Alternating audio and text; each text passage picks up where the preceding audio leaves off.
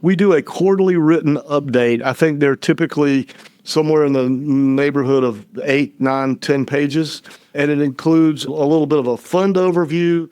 I talk about the self-storage industry as well as the small bay industrial industry. And then we go property by property and update our investors on where it is in the construction process, usually include pictures. If it's an operating facility, what's happened, where are we in the lease up, what's the pace of lease up, is it meeting expectations?